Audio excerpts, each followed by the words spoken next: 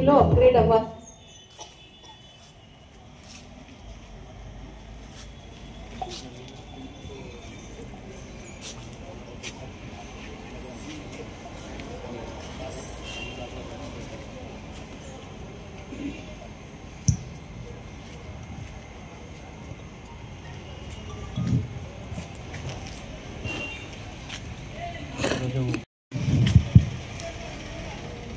వందే మాతరం మనం ఈ వందే మాతరం గేయాన్ని రాసుకుని 150 సంవత్సరాలు పూర్తి చేసుకున్న సందర్భంగా కేంద్ర ప్రభుత్వం రాష్ట్ర ప్రభుత్వాల ఆదేశాల మేరకు మనం ఈరోజు పట్టణంలో ప్రతి ఇన్స్టిట్యూషన్లో, గవర్నమెంట్ ఇన్స్టిట్యూషన్లో, ప్రతి స్కూలు, కాలేజీ, మన ప్రభుత్వ కార్యాలయాల్లో కూడా ఈ వందే మాతరం గేయాన్ని ఈరోజు పాడుకోవడం జరుగుతూ ఉంది. సో ఇది మన భరతమాత యొక్క భౌగోళిక స్వరూపాన్ని, భారతదేశం యొక్క ఉన్నతిని, గొప్పతనాన్ని మనకు బంకించంద్ర చటర్జీ గారు 1875 సంవత్సరంలో రాసి ఆనంద్ మఠ్ అనే గ్రంథంలో ఈ గేయాన్ని పొందుపరచడం జరిగింది.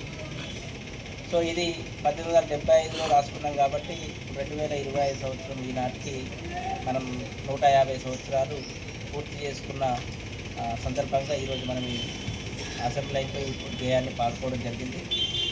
వాస్తవానికి ఈ గేయంలో కూడా చాలా అర్థం ఉండింది.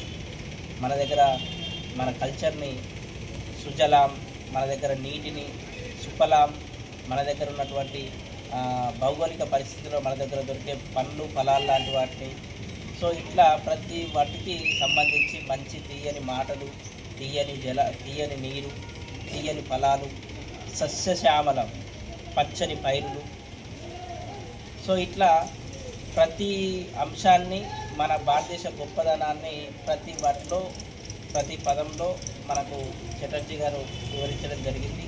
దానికోసమే దీన్ని మనం జాతీయ గేయంగా తీసుకోవడం జరిగింది.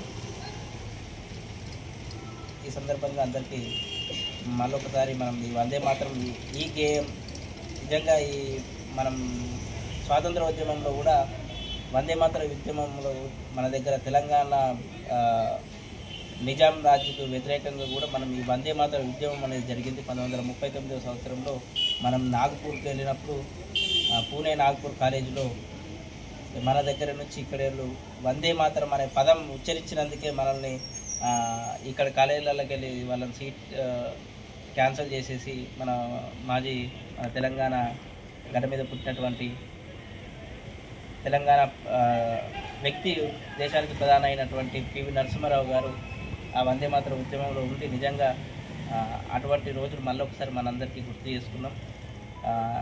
సో అంత గొప్ప పాటను మనందరికీ మళ్ళొకసారి దాని ఇతివృత్తాన్ని తెలుసుకునే అవకాశం ఈ సందర్భంగా మనందరికీ కలిగినందుకు నిజంగా అదృష్టంగా భావిస్తున్నాను. Thank you.